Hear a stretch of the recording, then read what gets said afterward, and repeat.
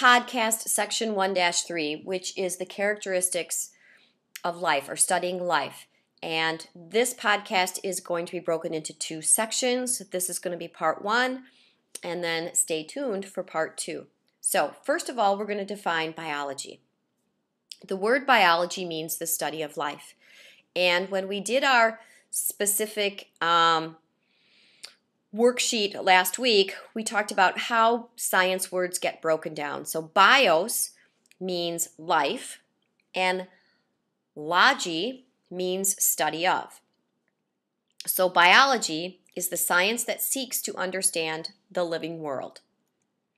A biologist is a person who uses the scientific method to study living things. So once again, for review, biology, or bio, means life, and logy means the study of.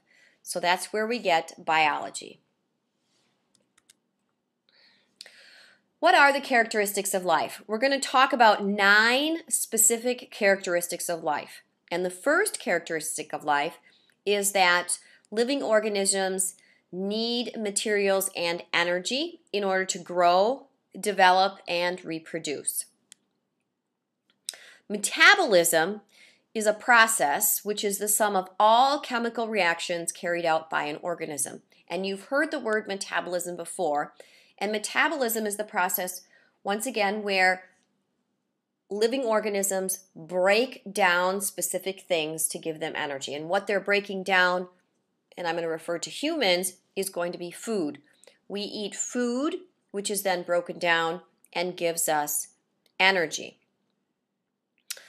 Sunlight, and this is one key thing to remember, sunlight is the main source of energy for all living things. So for all living things. Without sunlight, everything would cease to exist.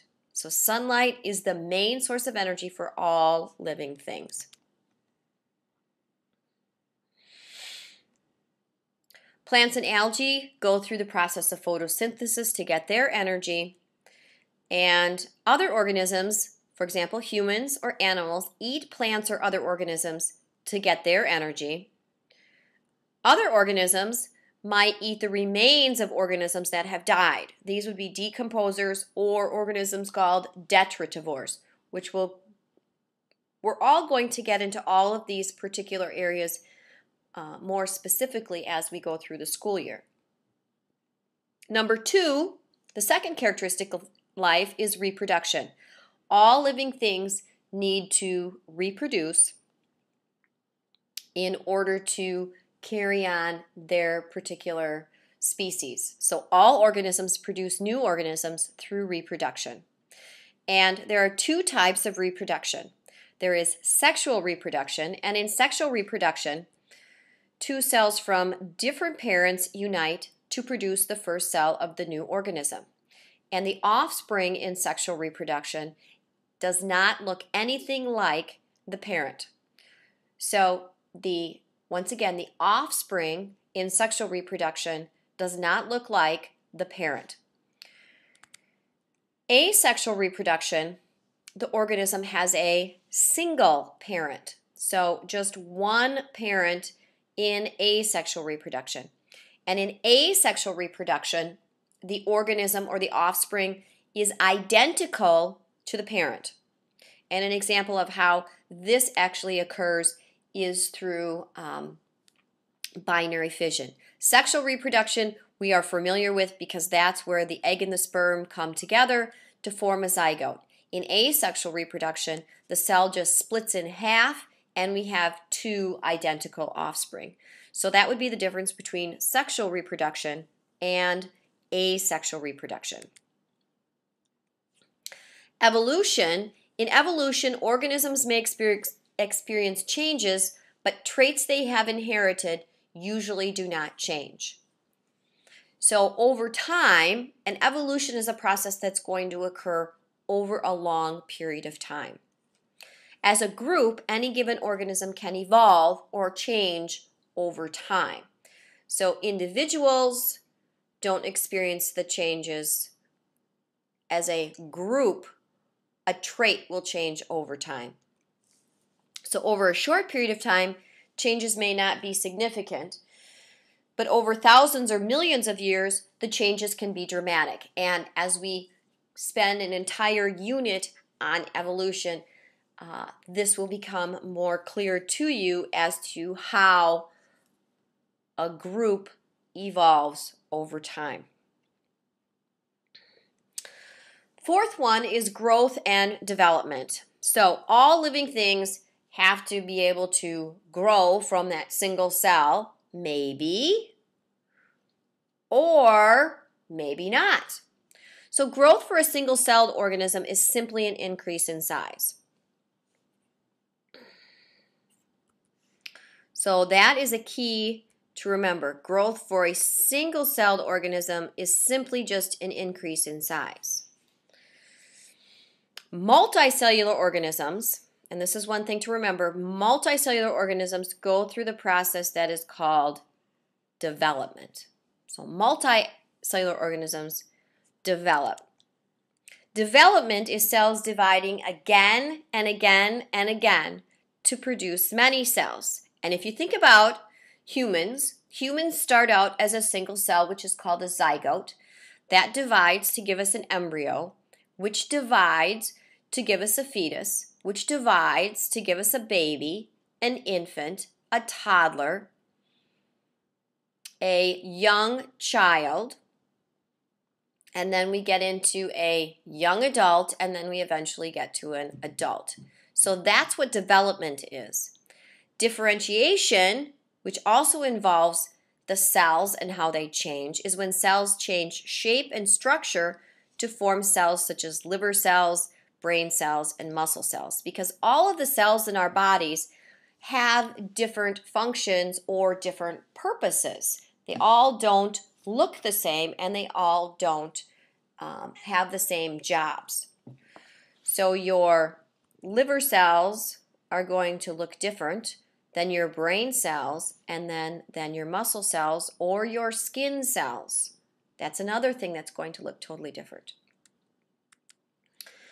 Now I'm giving you 9 characteristics of life, and you're probably thinking, how am I going to remember 9 characteristics of life? Well, what we've come up with is what's called a mnemonic in order to help you remember very easily the 9 characteristics of life. And the mnemonic is called Fred H. Gark. And so far, we have done the characteristics that apply to Fred. So, here we go. F is food for metabolism. So, F is for food, and we talked about metabolism, and we said how we need to have food that is broken down by metabolism that is going to give us energy.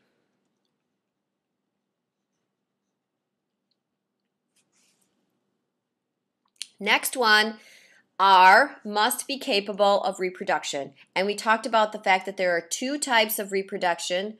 There's sexual reproduction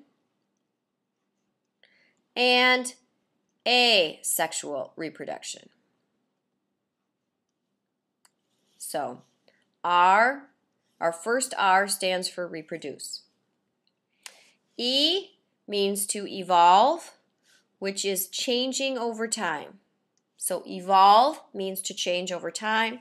And finally, D stands for develop. And once again, we talked about development means to go through a series of stages, and we talked about a human going from an infant, toddler, young adult, and finally an adult. So you have to remember, you weren't always the same size that you currently are today.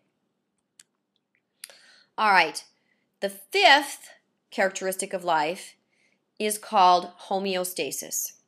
And homeostasis is the maintenance of stable internal conditions in spite of changes in our external conditions.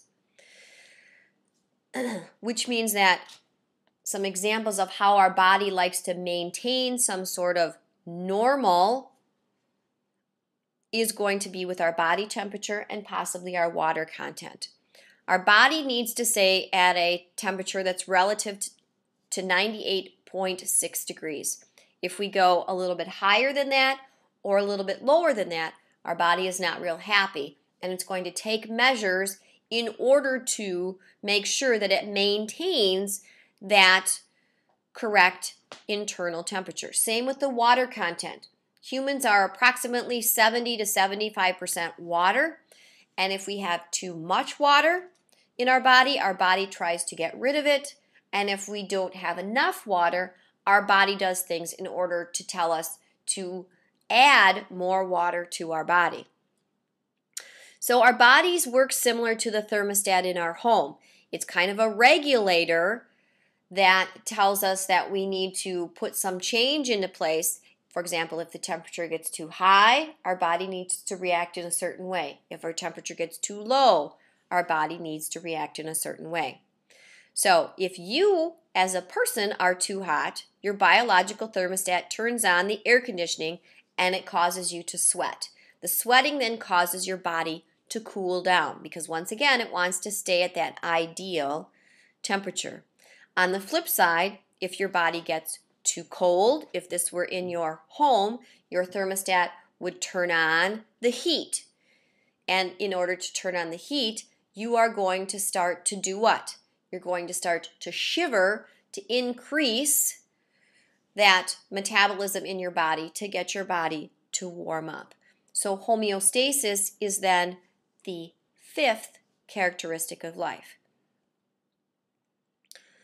That is the H in Fred H. Garg. So H stands for homeostasis.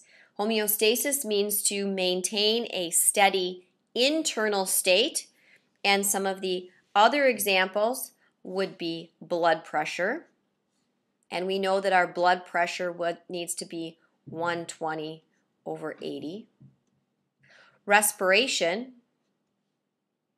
And finally, our body temperature, which needs to be 98.6 degrees Fahrenheit.